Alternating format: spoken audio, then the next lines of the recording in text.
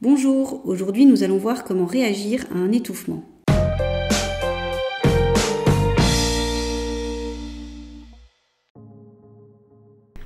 Nous allons voir l'obstruction partielle des voies aériennes. Comment reconnaître l'obstruction partielle? La personne respire difficilement, peut parler ou émettre des sons. La première chose à faire, demande à la personne ce qui se passe. Je m'étouffe. Nous sommes bien en présence d'une obstruction partielle des voies aériennes, puisque la personne est capable de parler ou d'émettre un son. Dans ce cas-là, stimulez-la, faites-la tousser. Nous allons voir l'obstruction totale des voies aériennes.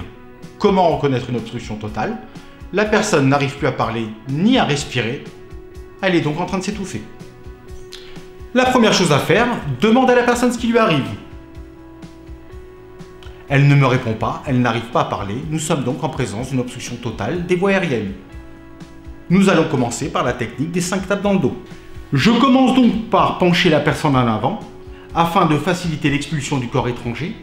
Je vais ensuite appliquer 5 vigoureuses tapes dans le dos, ce avec le talon de ma main entre les deux omoplates, comme ceci.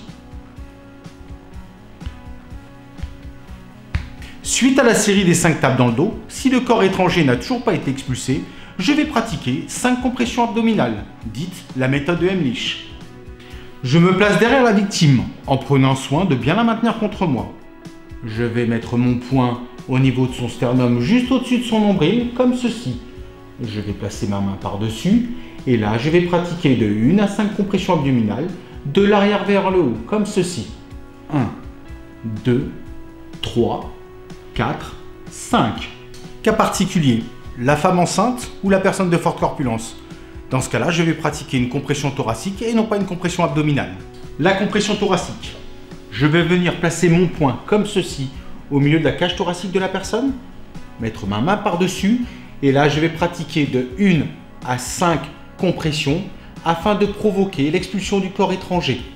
1, 2, 3, 4, 5. Une fois le corps étranger expulsé, mettez la personne en sécurité, couvrez-la, rassurez-la, appelez les secours et demandez un avis médical. Je vous rappelle les numéros d'urgence, le 15, le 18 et le 112. Merci d'avoir regardé cette vidéo. N'hésitez pas à la liker et à la partager. À bientôt!